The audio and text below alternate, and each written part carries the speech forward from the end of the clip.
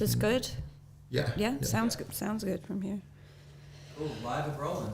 Okay, cool. Hi, Dev. How you doing? Hey, Leah. How you doing? It's great to chat to you today. Thanks so much for. Yeah, thank you so much for joining us. It's great to have you in the studio today. It's always great to be here. You guys are a great bunch of guys, dudes. Yeah, and we got Cam pretty much operating behind the camera over here. He's doing a great job. Say hi to Cam. Hi. Hello. So first, I just want to ask you, I guess thanks for coming down. Tell me a bit about how you started out in this career.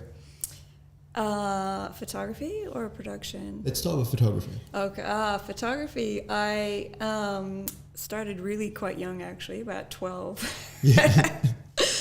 So it's always been something that I wanted to do. My grandpa and uncle and their friends used to actually have photography competitions.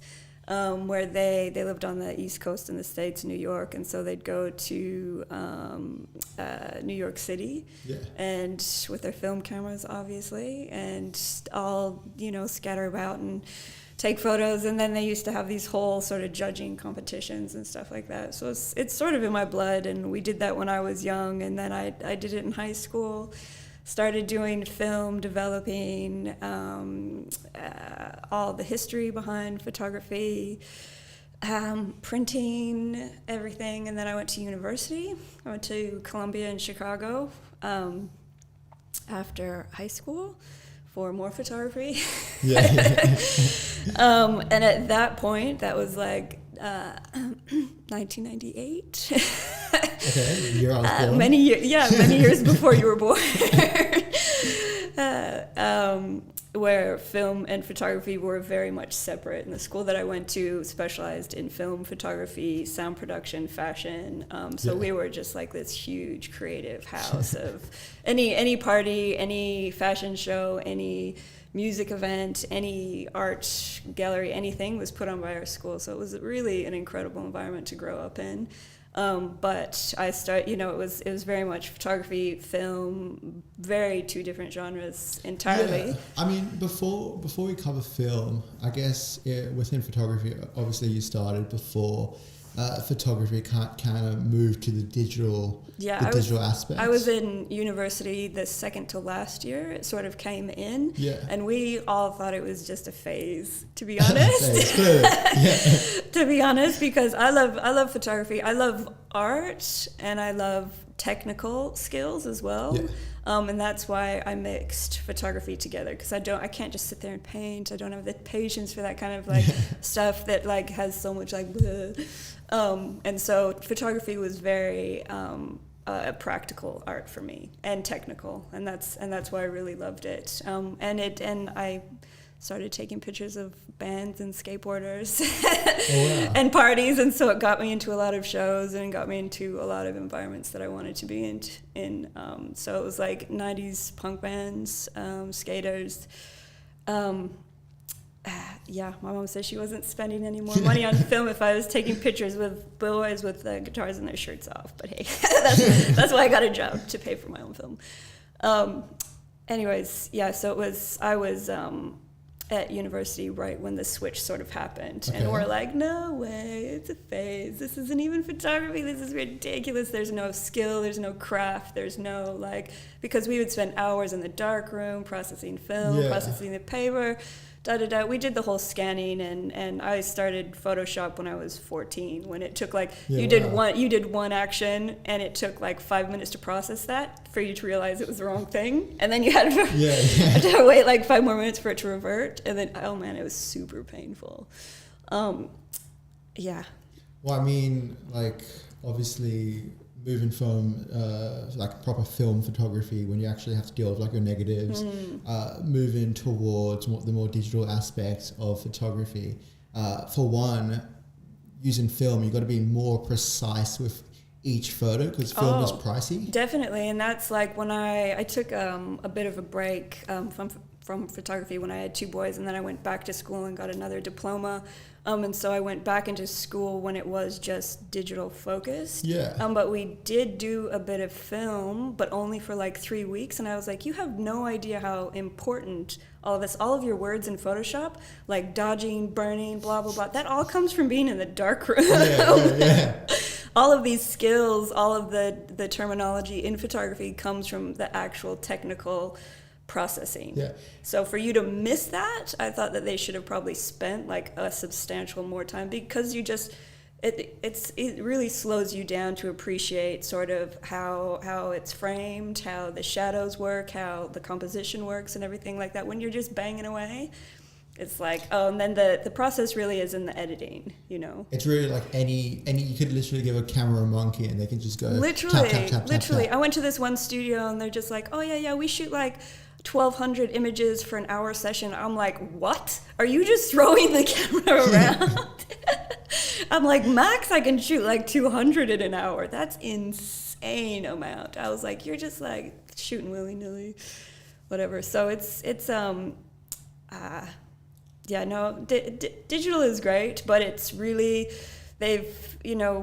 saving your images, whether it's on a hard drive or in the cloud, that is not your files will be lost at some point. Yeah. Because technology advances. Like we had floppy disks to zip disks to CDs to like. Do you know any of these words? No. I actually do. Do you? I use floppy disks. Good. I remember those. And all of that technology fades, and there's like all of your work on a CD. It gets scratched, it's gone. It's just like, or it's in the cloud, and whatever is going to happen to those clouds. But when you've got the negatives, that's forever.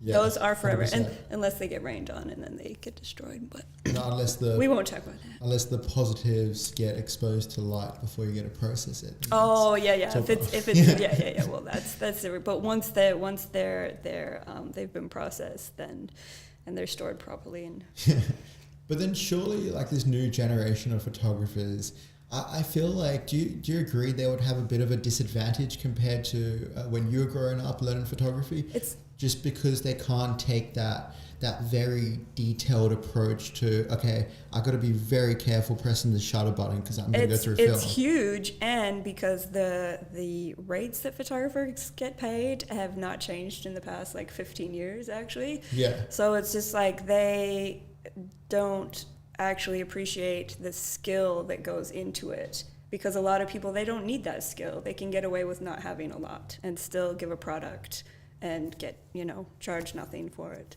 But it's a huge amount of skill, and that goes into, creating that emotion and that image that will connect people, just like in film, I thought like the biggest difference between film, and by film I mean like video and photography, is when you're taking photos, you've got one image that you got to make look as good as possible. Yeah, exactly. So film, there's more leeway. Yeah. There's more.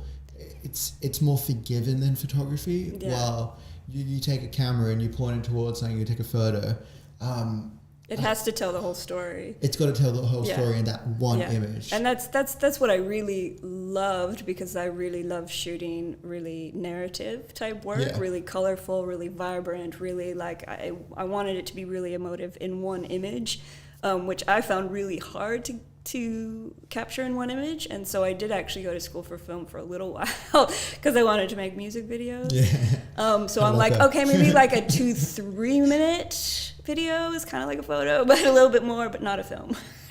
So then this transition from photography to film, you're telling me that it happened because you wanted to move to music videos? Yeah, no, when I was like, after I left uni, I wanted to, I had so many people in the music industry when I was younger that I knew that I wanted to bring my sort of visual sense and style into their music and combine it with music. So I wanted visuals and music in one. And this is before phones, before all the editing, before whatever. It was just like, somehow I need to make this, Yeah.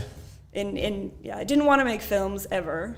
I just wanted to make music videos because I wanted to combine my love of music and images together. Really, that's what I wanted to do. But then when you first started out going towards and going deeper into the film industry, did you discover maybe like a new love, maybe a new aspect of even like life that you've never seen before? Yeah, well, yeah, I feel that like, I mean, you watch films and they're so amazing and they are these incredible things that last, an hour and a half or whatever, or short films, 15 minutes, half hour, something like that. But the amount of time that goes into like making a film, the amount of sitting around, the amount of preparation, the amount of everything, I was like, oh my gosh. So it was a huge process to even make like a 15-minute film or something, and there's a lot of sitting around. I mean, oh my God! Like, so for me, I'm like, no, I can't. I can be like a day shoot, but I can't be like weeks. So yeah, it can be a very challenging feat. Yeah, yeah. So yeah. Anyways, and now I do a bit of production because I love the whole organizing, and I've had so many years of experience of doing my own work, and I really. I really like the whole aspect of gathering all the pieces and gathering, different visions and putting them together for other people. So which aspect of production are you involved in mainly? Everything. I love location scouting.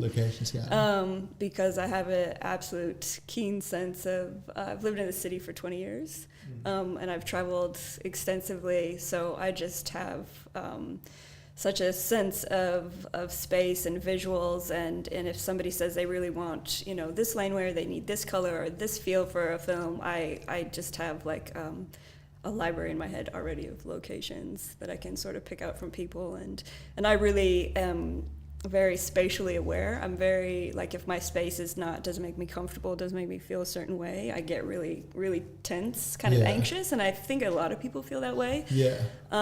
And so I think that I can bring that into creating an environment for people, and sort of bring their visions to life. It's funny that you talk about like getting anxious when a space doesn't look exactly the way it can be, because I guess my approach to filmmaking is kind of utilizing those emotions and using that as a tool.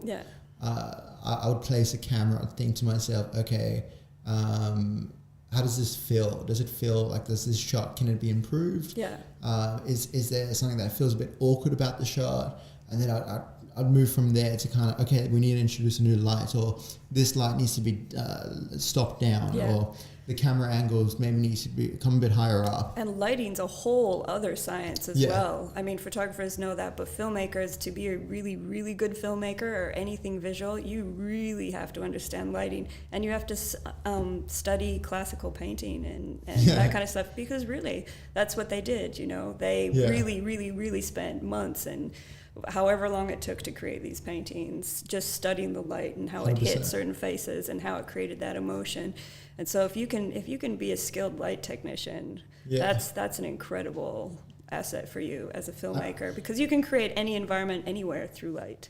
Or any feeling you want through light. I mean, like the whole thing of like high key light and low key light, it completely changes the emotional feel of a film. Like you want to go for something that's more comedic. Obviously, you go for the high key light approach, but if it's more intense, go for the low key approach. And then like even like shaping the light, you can have feminine styles of light, you can have masculine styles of lighting.